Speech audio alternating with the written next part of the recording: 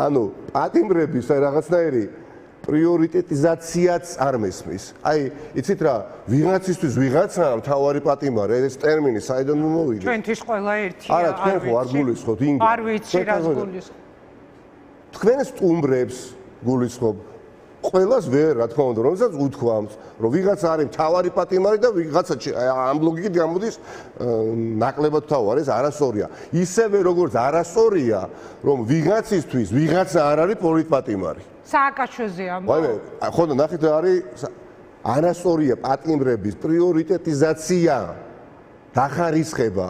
არასწორია რომ ვიღაცამ თუნდაც სააკაშვილზე თქვას რომ ის არის მთავარი პოლიტპატიმარი. არასწორია პირველ რიგში მისთვის და მას დარწმუნებული ვარ ეს კურსი ცუდად ხდება. ისევე არასწორია როდესაც არის ხალხი ივანიშვილის წინააღმდეგ ჩართული ბრძოლაში და მას ანუ სააკაშვილს ეხა არ აღიარებს როგორც პოლიტპატიმარს. ესეც არასწორია, ხო? აქაც გჭირდება კოორდინაცია, აქაც გჭირდება მართა გეუბნებით, აქაც გჭირდება თუ სანამ გჭირდება ერთობა. თქვენ მე ჩემი დამოკიდებულება ძალიან კარგად იცით სააკაშვილთან დაკავშირებით თქვენთან გადაცემაში მითქოს არაერთხელ სანამ ის პატიმარია და პოლიტიკური პატიმარია არავითარ შემთხვევაში უამრავ საკითხთან დაკავშირებით არ ვსაუბრობ, ხო?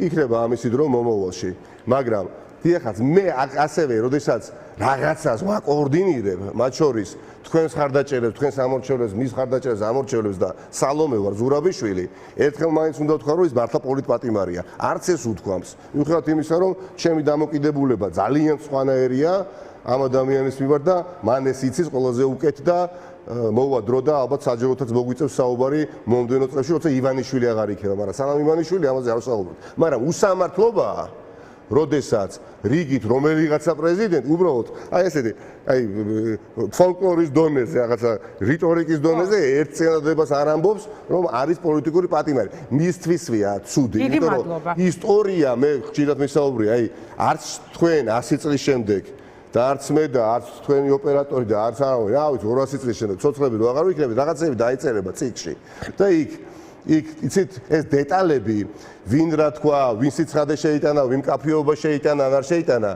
ამ ყველაფერს ტვერი დაედება, მაგრამ დარჩება, როდესაც რუსებს ებრძოდი და უწევდი წინააღმდეგობას ერთმა პრეზიდენტმა მეორე მოკლედ აი ამისთვისაც არ გაიმეტა რომ ეთქვა პოლიტპატიმარი. ეხაც მეტყვით რომ იცით რა როგორ არა მას უთქვამს რომ ის არის პოლიტპატიმარი. არ გამიგია. აქედან გამომდინარე ეს ერთობა რომელიც პირველ რიგში პოლიტიკური პატიმრების, სინდისის პატიმრების, აი ოჯახის წევრების გასაგონად მინდა თქვა, აი სურვილია რომ ყველა ერთად გვიხილონ პრობლემები და შემაფარხებელი და შემაკავებელი ფაქტორები ამაში მდგომარეობს. თორე ძალიან კარგად ვიცი, რას ნიშნავს, როდესაც ვიღაცას და კამათობს, შენ ამ დრო ციხეში ხარ და გინდა გამოსვლა იქიდან. ერთხელ მახსოვს ციხეში როდესაც ვიყავი დათო ჭეჭინაძე იყო თავს დაესხა, აღარ მახსოვს რომელიღაცა პოლიტიკოს ოპოზიციიდან.